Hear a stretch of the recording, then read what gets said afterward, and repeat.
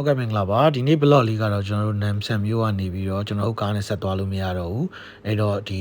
အောက်ပိုင်းမြင့်တဲ့ကားလေးတော့ကျွန်တော်တို့ချိန်ပြီးတော့သွားခဲ့ရတာပေါ့နော်ဒီနေ့သွားမှာနမ်ဆန်မျိုးကနေ26မိုင်ဝေးတယ်ရေပြားကိုသွားမှာပေါ့နော်လမ်းကကျွန်တော်တို့က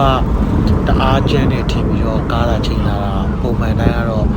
ကျွန်တော်အောက်ပိုင်းနေတဲ့ကားတွေလည်းသွားလို့ရတဲ့လမ်းတွေပေါ့နော်တောင်တက်တောင်ဆင်းလေးတွေများတယ်အပွေးကောက်လေးများတယ်အဲ့ဒါလေးပါပဲ26မိုင်ဆိုတော့တိတ်လဲဝေးတော့မသွားဘူးပေါ့နော်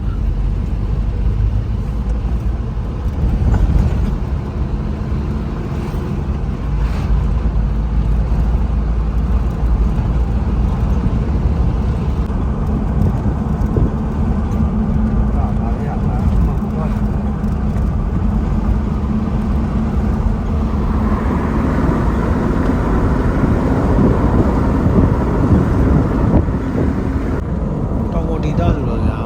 တပင်လေးတွေစိတ်စိတ်ဆူဆူနဲ့တောတောင်လေးတွေရှုခင်းလေးတွေကြည့်ပြီးတော့ပဲကျွန်တော်တနေရာ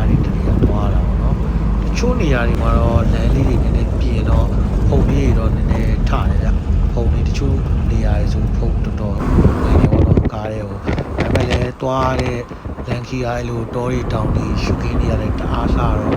လိုပဲကျွန်တော်တော့ဒီများနေနေပဲကျွန်တော်ရေပြာဆန်းကိုရောက်သွားတယ်ပေါ့နော်ဆိုင်းဘုတ်တွေပါတော့မရိုက်လိုက်ဘူး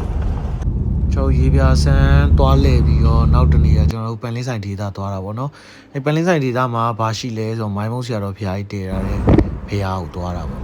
ဒေသခံတွေကလုံးဝဗမာစကားမတတ်တော့ကျွန်တော်တို့တောတွေရောက်လိုက်တောင်တွေရောက်လိုက်လယ်ကွင်းတွေရောက်လိုက်နဲ့နောက်ဆုံးတော့မိုင်းမုံဆရာတော်ဖျားကြီးတည်ရတဲ့ဖျားကိုရောက်တယ်ပေါ့နော်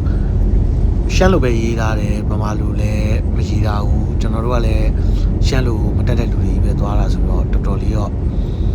ရှာခဲ့ရတယ်Google Map တွေပါလေအဆင်မပြေတော့လေဒီနေ့သွားခဲ့တဲ့ရေပြာဆန်းရောမိုင်မုံဆရာတော်ဖျားကြီးတည်ထားတဲ့ဒီဖျားနေရာရောနှစ်ခုလုံးကကားပေါ်ကဆင်းလိုက်တဲ့အချိန်တိုင်းကျွန်တော်ရိုက်တဲ့ဗီဒီယိုတွေကအကုန် vertical ဖြစ်သွားလို့ဗီဒီယိုထဲမှာထည့်မပြနိုင်တာကိုလည်းနားလည်ပေးမယ်လို့မျှော်လင့်ပါတယ်ဒီနေ့ blog ကိုအချိန်ပေးပြီးကြည့်ရှုတဲ့အတွက်ကျေးဇူးတင်ပါတယ်ခင်ဗျာ